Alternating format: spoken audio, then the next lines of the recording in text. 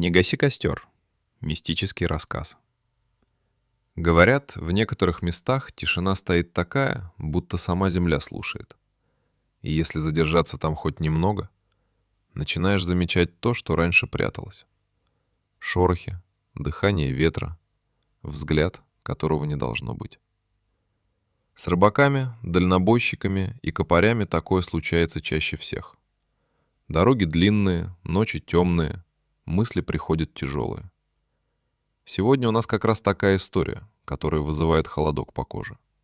Не забудьте подписаться, поставьте лайк и напишите в комментариях, в какое время суток слушали и какой момент вызвал больше всего эмоций. Солнце медленно пряталось за горизонт, окрашивая небо в тускло-медный цвет. Воздух был вязким, тяжелым. Таким бывает только перед ночью, когда все живое будто решает разом замолчать. Степан остановился у края старой проселочной дороги и, щурясь, посмотрел в сторону заросшей низины. Там, среди бурьяна, торчали остатки деревни, серые пни, перекошенные заборы, покосившиеся строения без крыш. «Вот и Соровеево», — сказал он, поправляя ремень рюкзака. «Дожила деревня до наших времен, только без людей». Михаил подошел рядом, вытирая пот с лица. «Похоже, здесь лет 20 никто не жил. Смотри, крапива по пояс, дорога заросла». «Да и хорошо», — ответил Степан. «Нам ведь не жить тут. Ночь переждать, да к реке спуститься утром». Они медленно двинулись по тропе, что когда-то была улицей. Слева чернела изба, у которой окна были забиты крест-накрест досками. Правее стоял покосившийся сарай с провалившейся крышей. Ветер едва шевелил траву, и казалось, что шорох исходит не снаружи, а из самих стен. «Место недоброе», — тихо сказал Михаил.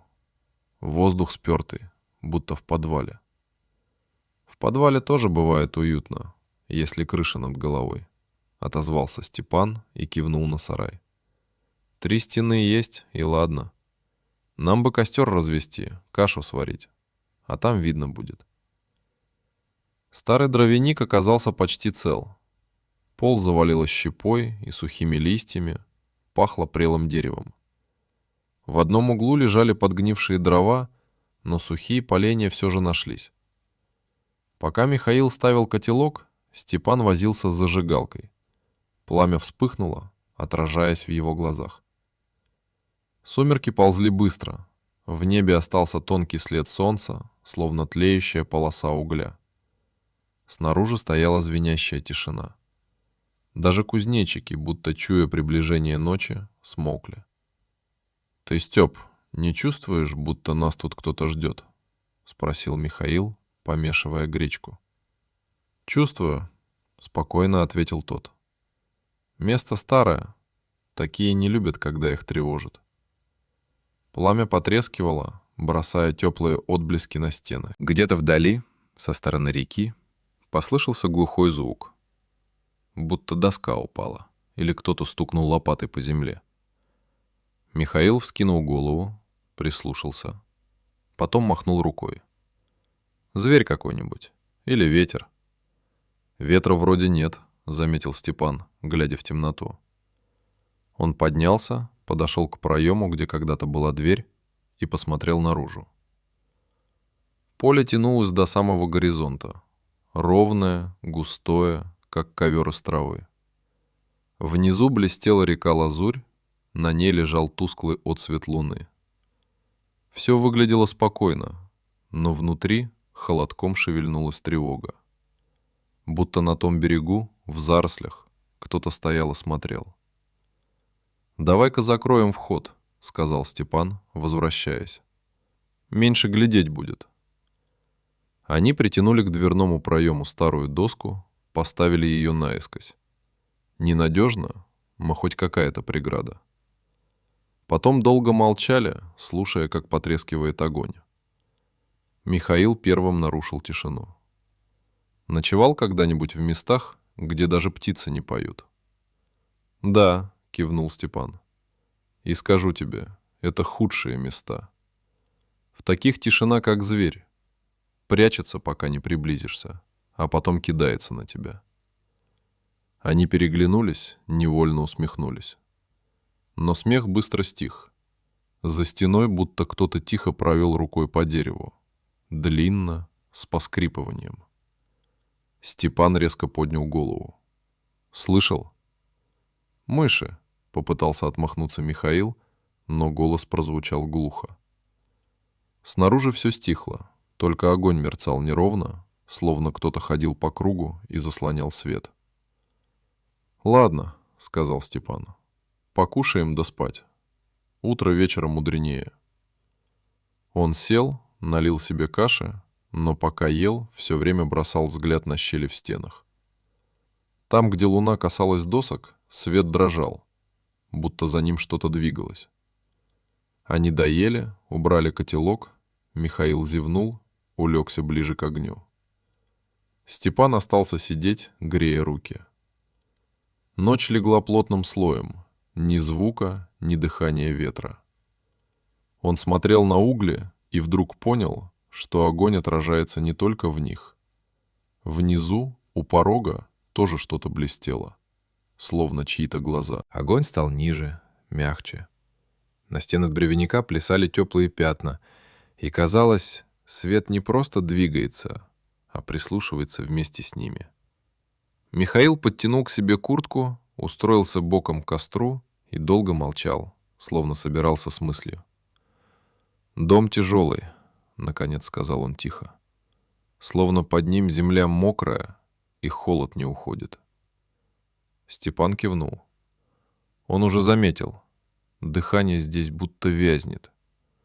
Скажешь слово, и оно не улетит, а присядет неподалеку и будет глядеть на тебя, не мигая.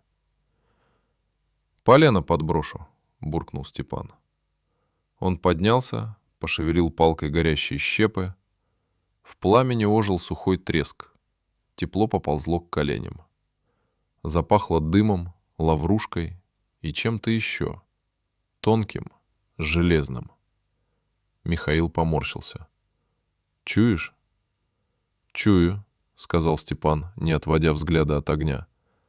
«Может, гвозди в досках греются? Или речной воздух тянет? Ночью лазурь железом пахнет». Снаружи легко прошуршало, словно кто-то прошелся по траве на цыпочках и остановился у самого проема.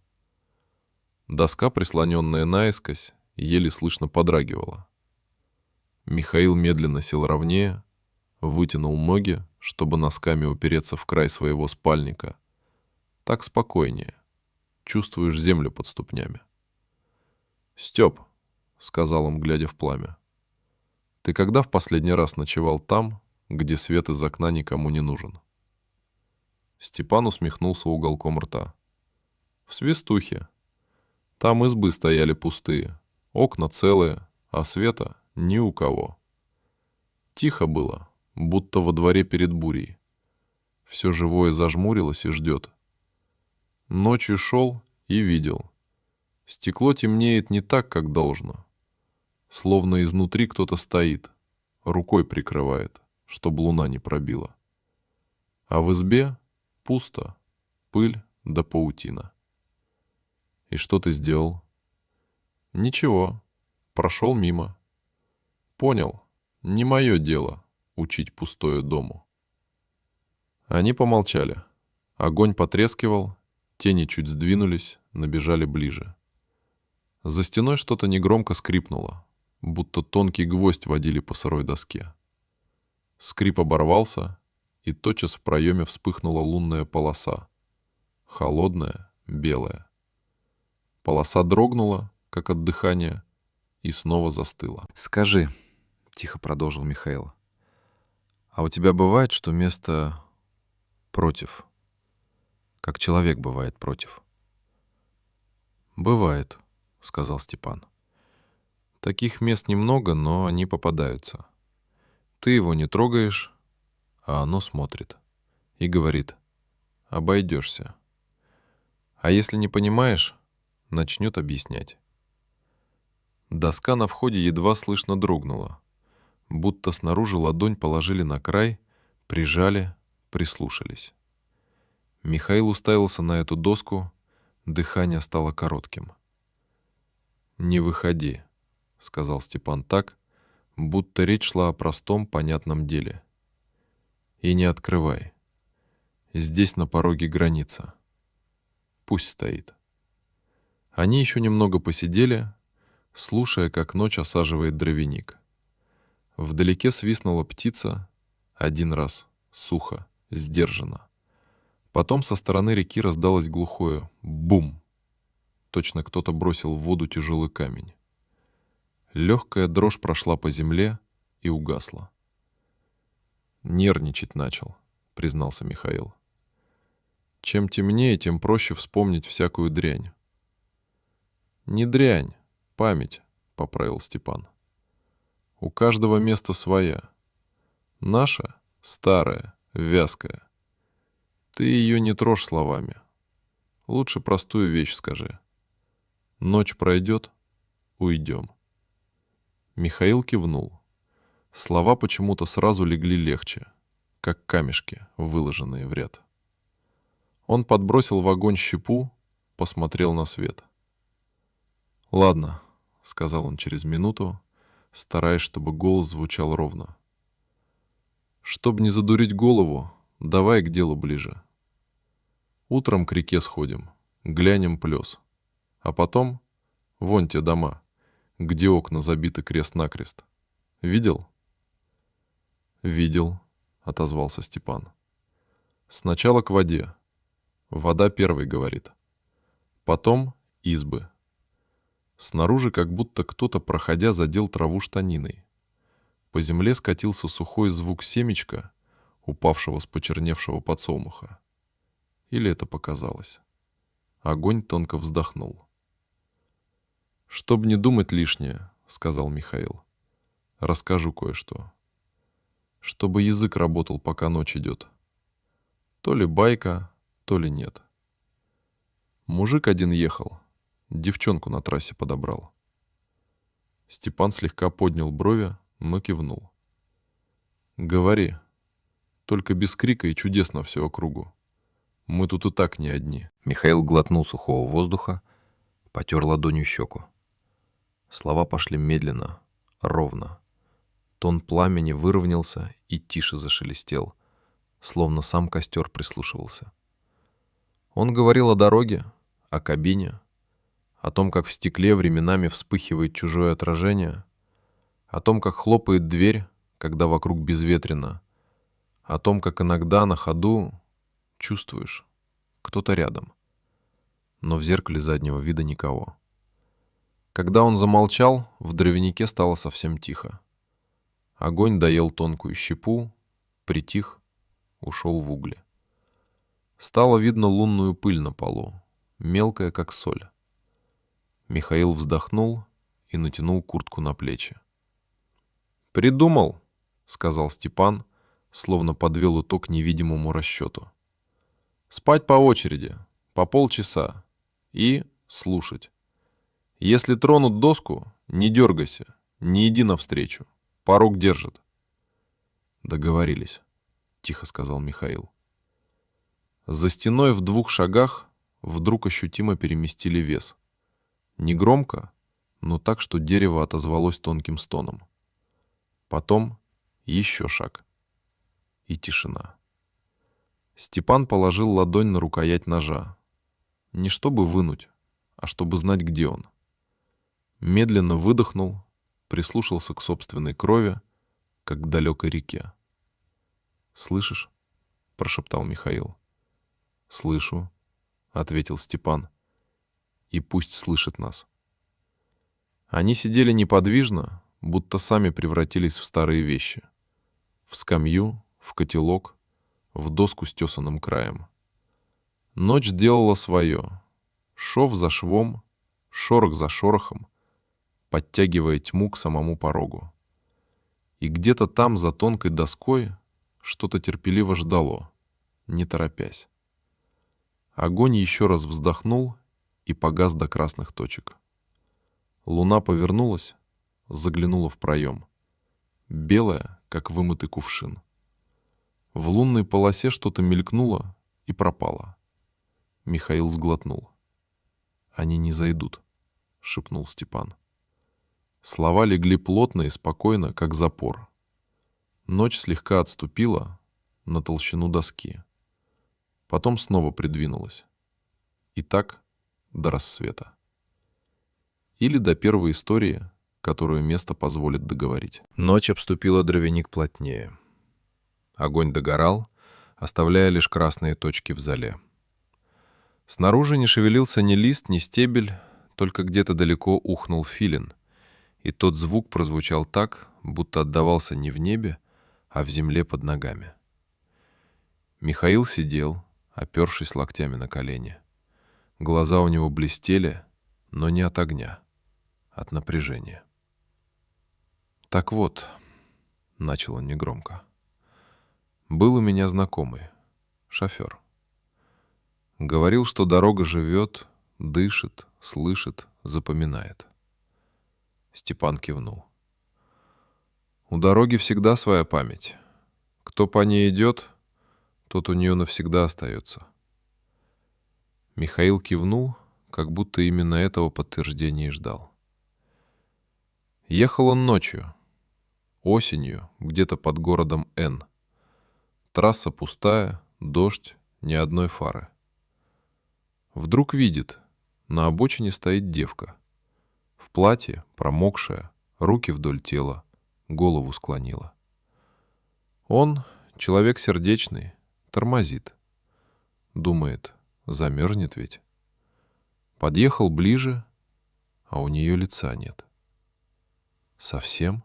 — тихо спросил Степан. «Совсем. Как мокрое стекло. Ни глаз, ни рта, только следы, будто что-то стерли». Он замолчал, словно слова застряли у горла. Пламя тихо треснуло, выбросив искру, и на секунду стало светлее. «И?» — наконец спросил Степан. «Да ничего». Говорит, сел он обратно, газ в пол, а потом понял. На сиденье рядом мокро, как будто кто-то сидел. И в зеркале заднего вида отражается не кабина, а комната. Вся в черном. Потолок низкий, свечи горят, а под ними гроб. Только он моргнул, зеркало опять обычное. Они оба молчали. Где-то вдалеке скрипнула старая крыша, словно от ветра, но ветра не было. Михаил продолжил. С тех пор, говорил, не ездит один, да и зеркало-то выбросил. А через год погиб, в кювет ушел. Степан долго молчал, потом только тихо сказал. Не надо их подбирать. Кто стоит ночью у дороги, тот уже дошел. Только место ищет, где остаться. Он замолчал, глядя в залу. За стеной что-то шуршало, легкий скрежет, будто когтем по земле.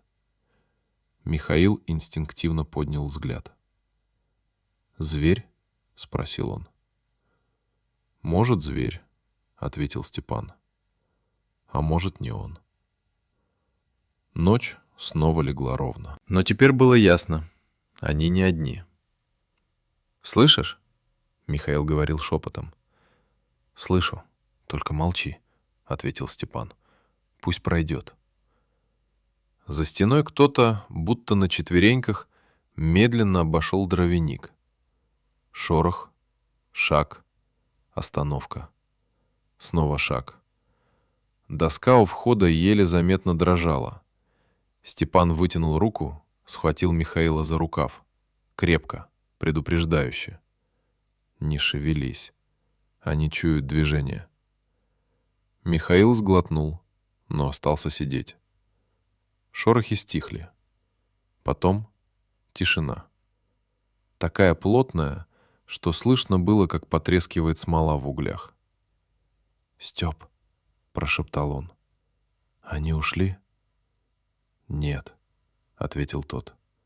«Просто смотрит». Снаружи вдруг коротко хрустнула ветка, и снова все стихло. Степан тихо перекрестился, глядя на пепел.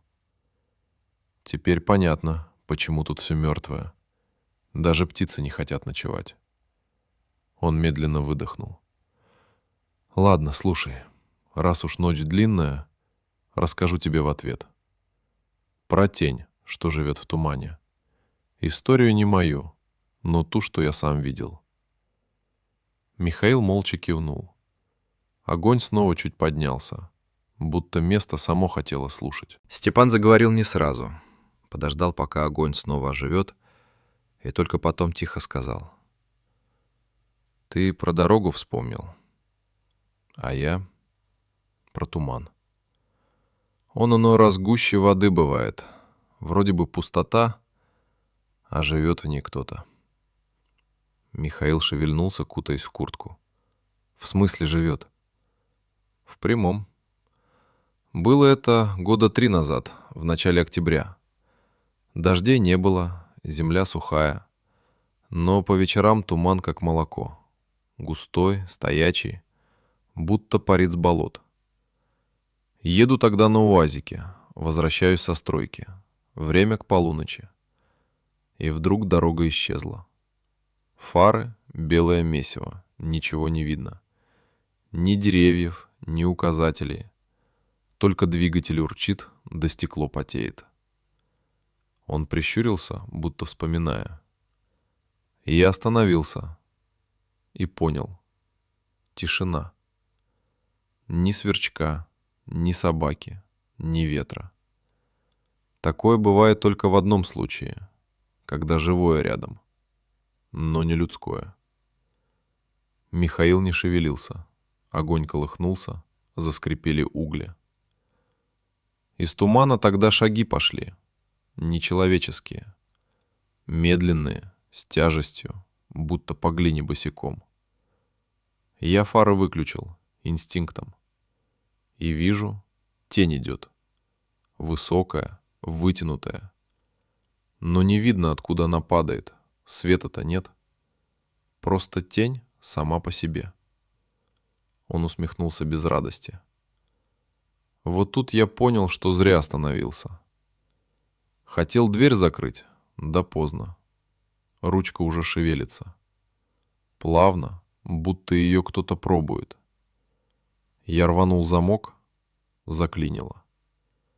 А потом удар по кабине. Глухой, тяжелый. Машину покачнуло.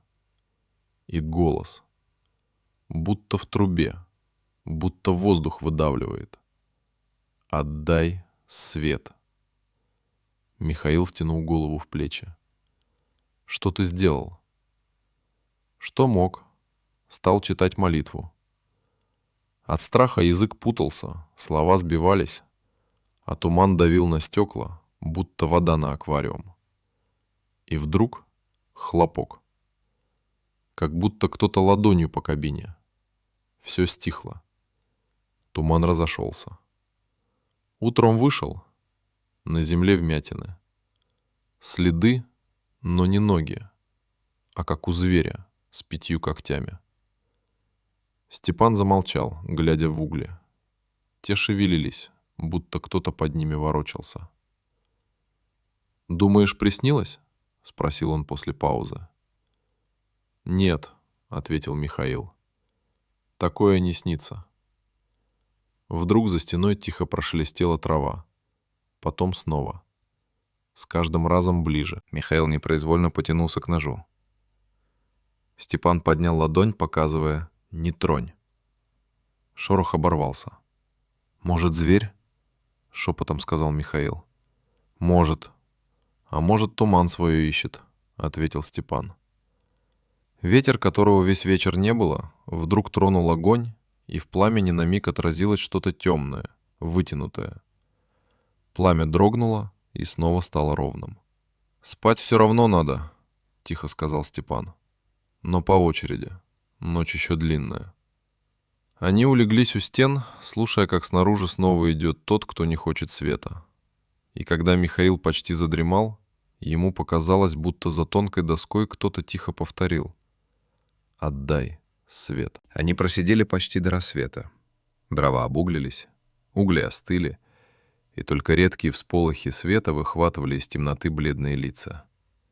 Михаил кутался в куртку, а Степан все смотрел в землю, будто видел под ней что-то большее, чем просто пепел. «Слушай», — сказал он наконец, — «ты ведь знаешь, я дороги не люблю. Не зря бросил свою ходку. Было время, когда я сам ночами мотался. Думал, дело привычное. А потом понял, не везде стоит ехать. Есть места, куда сам путь не хочет вести». Михаил чуть повернулся. «Намек от судьбы?» «Может и так. Только знаешь, намеки разные бывают. Один как толчок локтем, мол, смотри внимательнее, а другой как удар в висок, чтобы навсегда запомнил». Он замолчал, и только через минуту, когда тьма окончательно легла под потолок, продолжил. «Был у меня такой рейс. Зимой, дорога пустая, ночь глухая.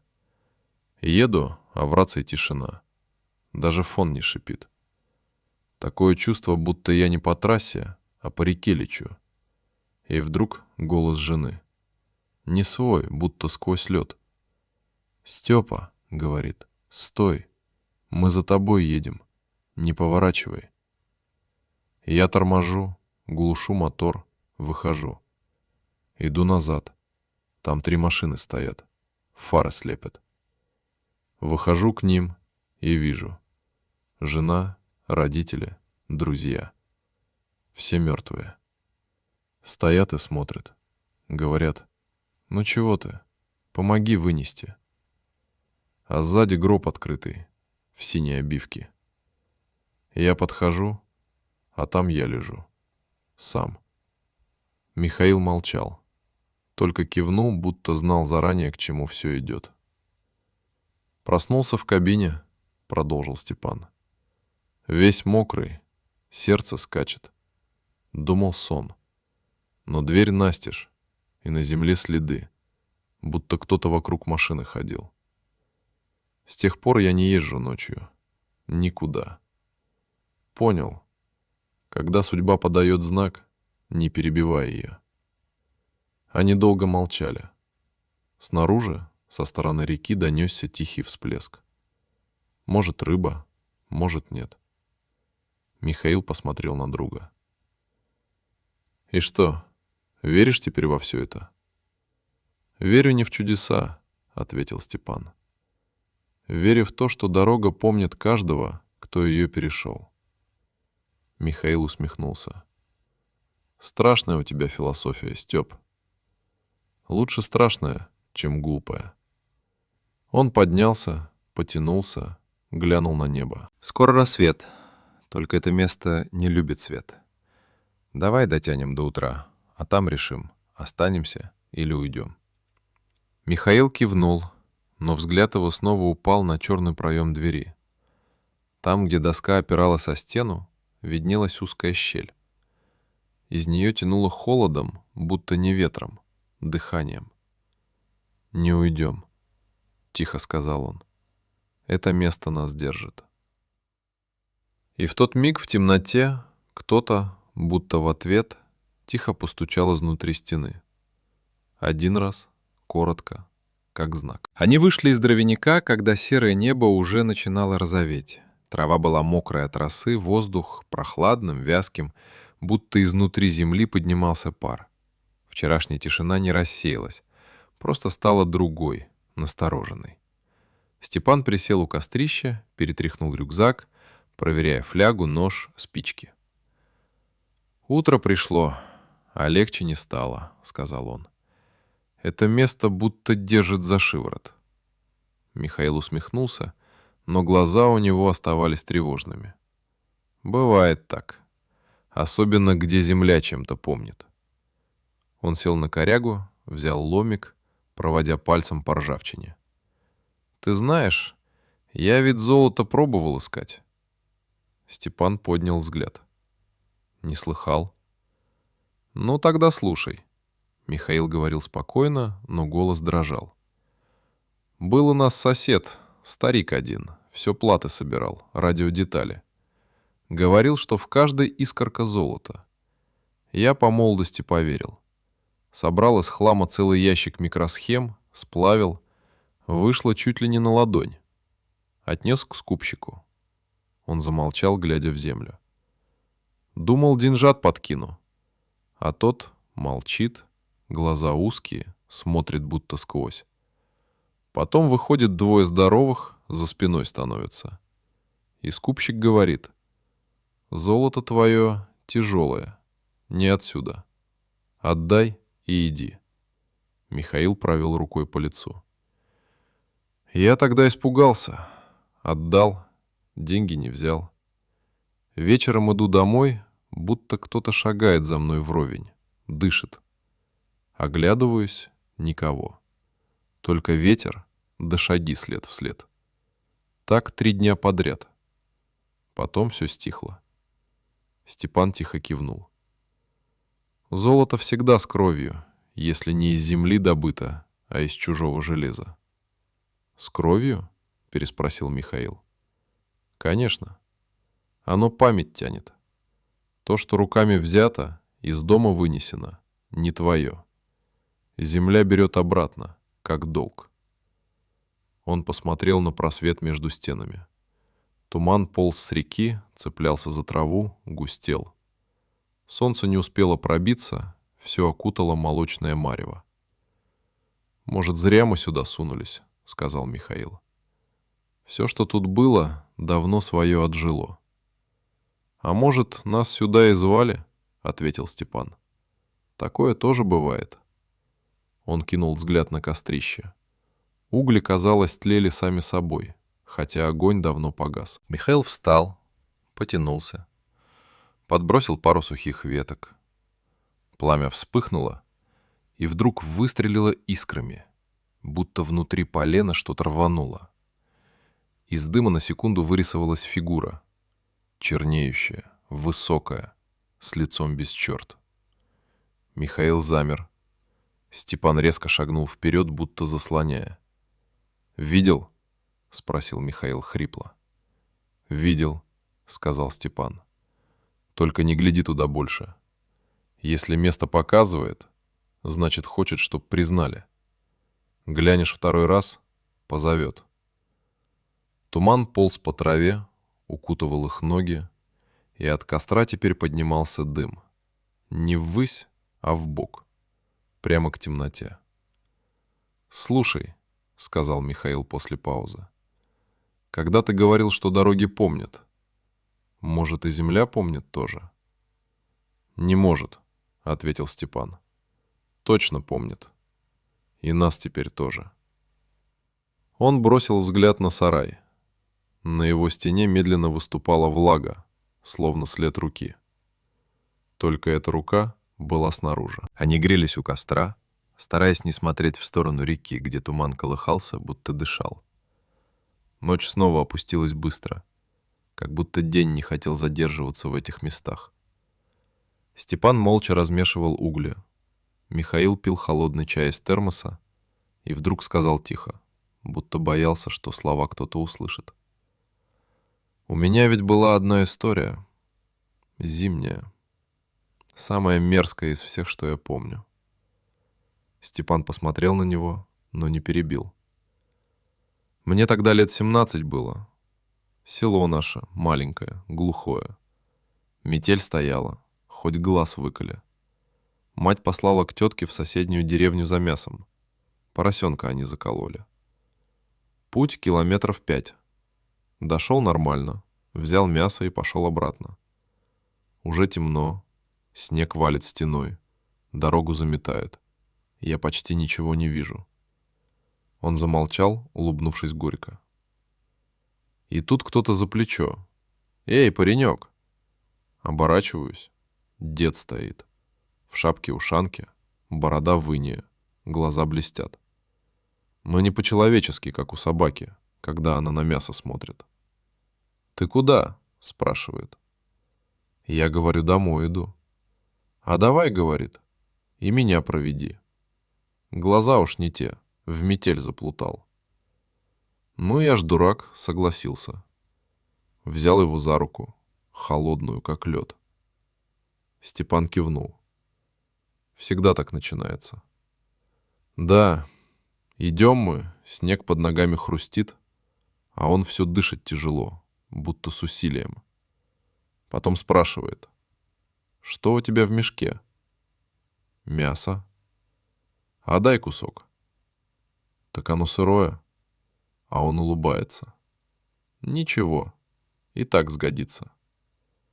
И я думал, шутит. Потом он дернул меня за рукав, и я вижу.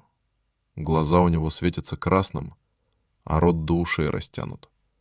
И зубы, будто не человеческие, а звериные. Михаил перевел дыхание. Я мешок покрепче перехватил и давай бежать. А он за мной. Не по снегу, а будто плывет. И орет. «Мясо! Верни мясо!» Я кинул ему кусок. Он рухнул в снег, стал рвать его зубами, как зверь. Я бежал, пока не добежал до дома. Дверь захлопнул, мать на крик прибежала. Рассказал ей, а она только крестится и говорит. «Повезло тебе. Был бы без мяса, он бы тебя ел». Они замолчали. Ветер заскрипел в треснувшей доске, будто кто-то ногтями провел по дереву. «Думаешь, сказка?» — спросил Михаил. «Нет», — ответил Степан. «Такие не сказки. Есть те, кто по снегу ходит без следа.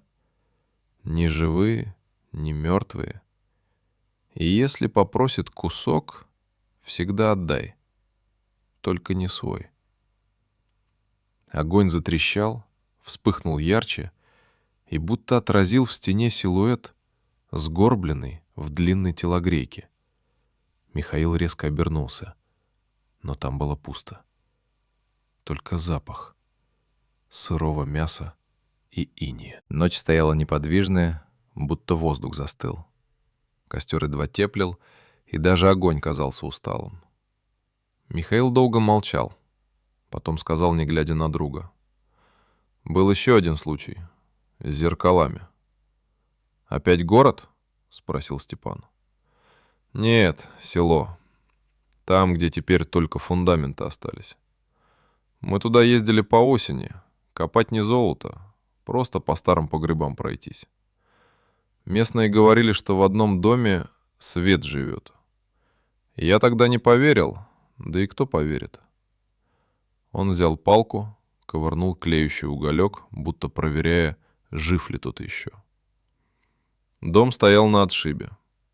Стены почернели, крыша осела, но внутри 3 зеркала. В разных комнатах все одинаковые, старые, с мутной амальгамой. Одно над кроватью, второе в прихожей, третье напротив окна. Вроде ничего особенного, а воздух, как в подвале, густой. Степан чуть подался вперед. «И что было?» «Я тогда пошел один», — продолжил Михаил. Остальные снаружи что-то возились. Захожу, смотрю в зеркало и вижу не себя. Точнее, себя, но не в этом доме. Все чисто, белые занавески и люди, муж, жена, дети бегают. Слышно, как смеются. А потом все это стало гаснуть. Как будто кто-то вылил на картину чернила. Сначала стены потемнели, потом дети исчезли, потом она. Остался только черный след, и он стал двигаться ко мне. Он сжал пальцы, будто вновь ощущал тот момент. Я хотел отвернуться, но не мог.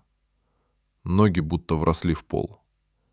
И когда тьма почти дошла до отражения, я вдруг понял, это не внутри зеркала, а за моей спиной. Тишина легла как вата. Степан не шевелился. «Успел отпрыгнуть», — тихо сказал Михаил. Зеркало разлетелось. Потом и 2 других треснули. Когда пыль осела, я увидел, что в щепках пола отпечатались следы. Ни ноги, ни лапы. Просто вмятины, как будто кто-то тяжелый стоял рядом. Он перевел дыхание, поднял глаза. С тех пор, где вижу зеркало, стараюсь не смотреть. Кто знает, куда оно смотрит в ответ. Степан кивнул. Зеркала как окна, только не все ведут наружу. Снаружи послышался легкий звон, будто тонкое стекло треснуло от ветра. Оба обернулись и увидели в траве блеск, как от зеркального осколка, но он лежал далеко, метрах в 30 от костра, там, где сегодня никто не был. «Мы сюда его не приносили», — сказал Михаил. «Неважно», — ответил Степан. «Главное — не подходить». Он подбросил дров, пламя взметнулось, и отблеск в траве исчез, будто и не было. «Думаешь, оно за нами пришло?» — тихо спросил Михаил. «Нет», — ответил Степан. «Оно нас просто запомнило». К полуночи все стихло. Даже насекомые будто перестали копошиться. Лишь костер потрескивал, и туман снова выползал из-за реки, тяжелый, как дым от сырого торфа. Степан сидел у огня, глядя в угли. Михаил дремал, укутавшись в куртку, и изредка что-то бормотал во сне. Все казалось обычным, до того момента, пока в стороне, у поваленного забора, не хрустнула ветка. Степан поднял голову. Звук повторился, потом еще. Треск, будто кто-то осторожно переступает, не желая выдать себя. Он поднялся, прислушался. Но кроме собственного дыхания — ничего. «Михаил, вставай!» — шепнул он. Тот поднялся, зевая, но, увидев выражение его лица, сразу проснулся. «Что там?» «Не знаю, но оно не зверь. Слишком тихо». Они замолчали. Вдруг откуда-то из тумана послышался короткий, сиплый смех. Не громкий, человеческий, но чужой. Смех, в котором не было радости. Михаил сжал фонарь в руке. Луч качнулся, выхватив из мрака серую стену тумана. Густую, непрозрачную, как ткань. За ней кто-то стоял. Сначала показалось, что это просто тень. Но потом она двинулась. Не шагая, а скользя. Будто на нее дул ветер, которого не было. Степан отступил на шаг, сжимая руку в кулак. Назад, к костру. Свет держит. Они пятясь вернулись, но фигура остановилась на границе света. Теперь было видно. Высокий силуэт, руки длинные, как у насекомого, и лицо. Без лица. Только вмятина, где должны быть глаза. Существо склонило голову набок, будто вслушиваясь. И тогда откуда-то с другой стороны донесся второй шорох. И третий. «Их несколько», — прошептал Михаил. Они сомкнулись ближе к костру. Пламя трепетало, будто от дыхания. Тени зашевелились, медленно, по кругу. Из тумана вынырнули десятки глаз. Зеленых, янтарных, алых. Они двигались, как стая волков, только без тел. «Стой!» — тихо сказал Степан. «Не смотри на них. Смотри в огонь». «Что это?» — Михаил дрожал. «Не знаю. Может, души деревни? Может, то, что было до нее». Вдруг пламя пригасло. Все вокруг стало серым, как под водой. И тут что-то холодное, липкое коснулось Михаила за плечо.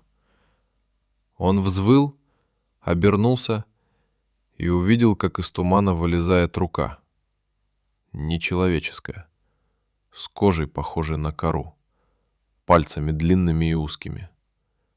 Она тянулась к нему, шевеля суставами, как ветвями.